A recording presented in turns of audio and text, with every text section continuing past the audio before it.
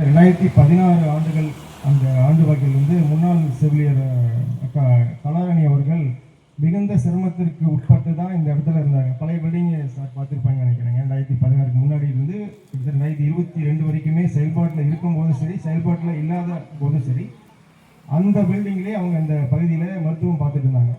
அந்த காலகட்டத்திலேயே நாங்கள் நிறைய முயற்சிகள் எடுத்தோம். ஏன்னா இது 3 துறைகள் சம்மந்தப்பட்ட இடமா இருக்குது. PWD, health centre plus BDO control, 3 விஷயங்கள் கலந்த ஒரு துறை கீழே வரனால எந்த டிபார்ட்மெண்ட்டும் ஒரு சரியான முடிவுகள் எடுக்க முடியாத சூழ்நிலையில் இருந்தாங்க. ஏன்னா பில்டிங் பிடபிள்யூ தான் பண்ணணும் அப்படின்ட்டு, பிடிஓ எதுவும் பண்ண முடியாத சூழ்நிலை, ஹெல்த் சென்டர் அது இடிக்கிறதுக்கு பர்மிஷன் கொடுக்க முடியாத சூழ்நிலை, அப்படி நிறைய விஷயங்கள் நாங்கள் கலெக்டரேட்டையும் அப்போ இருக்கிற எம்எல்ஏ எம்பி எல்லாத்துக்கிட்டையும் நாங்கள் போய் கொடுத்தோம்.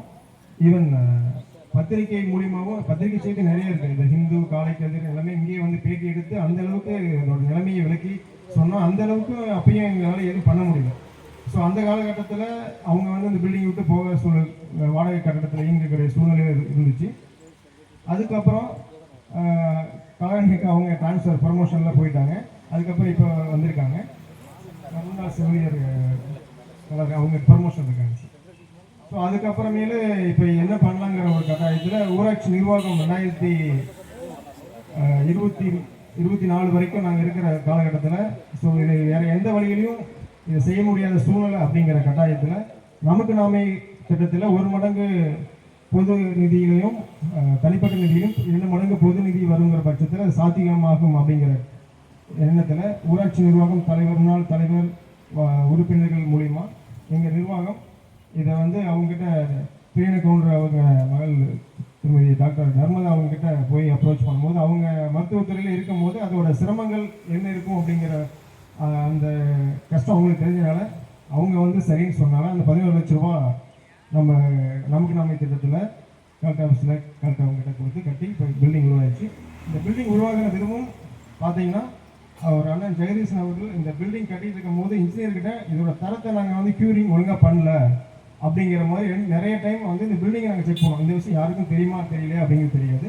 அந்த தரத்தையும் செக் பண்ணோம். ஏன்னா முன்னாடி இருந்த பில்டிங் எந்த அளவுக்கு வீக்காக இருந்து எங்களால் கட்ட முடியல அப்படிங்கிற விஷயம் அது சம்மந்தப்பட்டவங்களுக்கு எல்லாத்துக்கும் தெரியும்.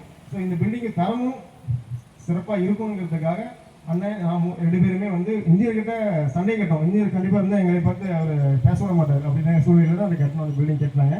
அதுக்கப்புறம் திறப்பு விழா அரசு மூலிமா கண்ணொழி மூலிமா இறந்துட்டாங்க.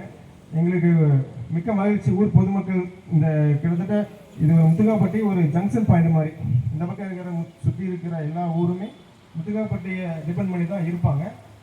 ஸோ இங்கே இருக்கிற ஹெல்த் சென்டர் இல்லைங்கிற சூழ்நிலையில் ஒன்று சேந்தமங்கலம் இல்லாட்டி அலங்காநத்து இப்படிங்கிற சூழ்நிலை நாமக்கல் அப்படிங்கிற பேஸில் தான் இந்த கட்டடம் இருந்துச்சு. இப்போ ஓப்பன் பண்ணனால இது முக்கியமான ஒரு பாயிண்டாக இருக்கும். பொதுமக்கள் முத்துகாப்பட்டி மக்கள் 5000 மக்கள் தொகை அப்படின்னு இல்லாமல் சுற்றி இருக்கிற அத்தனை கிராம பஞ்சாயத்துகளை உள்ளடக்கிய ஒரு ஒரு வட்டார லெவலில் இருக்கிற வட்டாரத்துக்கே உண்டான ஒரு மதிப்பு முத்துகாப்பட்டிக்கு இருக்கும். அந்த லெவலுக்கு இந்த சர்வீஸ் எங்களுக்கு இருக்கணும்னு எதிர்பார்க்குறோம். எங்களுக்கு முக்கியமாக சொல்ல போனால் கலாநிதி மாதிரியே நம்பிக்கை எங்கள் முத்துகாப்பட்டியில் இருக்கும். உங்களுக்கு கேள்விப்பட்டிருப்பீங்க நம்புகிறேன். ஸோ அந்த நம்பிக்கையை நீங்கள் எங்கள் மக்கள்கிட்ட விதைக்கணும். ஏன்னா எல்லாமே ப்ரைவேட் ஹாஸ்பிட்டலுங்கிற சூழ்நிலையில் தான் போயிட்டுருக்காங்க. ப்ரைவேட் ஹாஸ்பிட்டலில் எவ்வளவு செலவாகுங்கிற அந்த விஷயம் எல்லாத்துக்குமே தெரியும். ஒரு நார்மல் டெலிவரியாக இருந்தாலும் சிசேரியன் இருந்தாலும் எவ்வளோ லட்சக்கணக்கில் செலவாகுங்கிற விஷயம் தெரியும். ஸோ உங்களோட சர்வீஸ் மக்கள்கிட்ட ஈஸியாக அணுகக்கூடிய ஒரு நல்ல ஒரு பொறுமுறையில் இருக்கணுங்கிற நம்பிக்கை எங்களுக்கு இருக்குது. ஸோ கஷ்டப்பட்டு வாங்கின கட்டிடம் அதை காப்பாற்றுறது நம்மளோட கடமை. குறிப்பாக சார் அவருக்கு கெஸ்டாக வந்த சாருக்கு அவங்களுக்கு மிக்க நன்றி. முத்துகாப்பட்டி ஊராட்சி நிர்வாகம் மற்றும் பொதுமக்கள் சார்பாக எங்களது நெஞ்சார்ந்த நன்றியை தெரிவித்துக் கொள்கிறேன். நன்றி.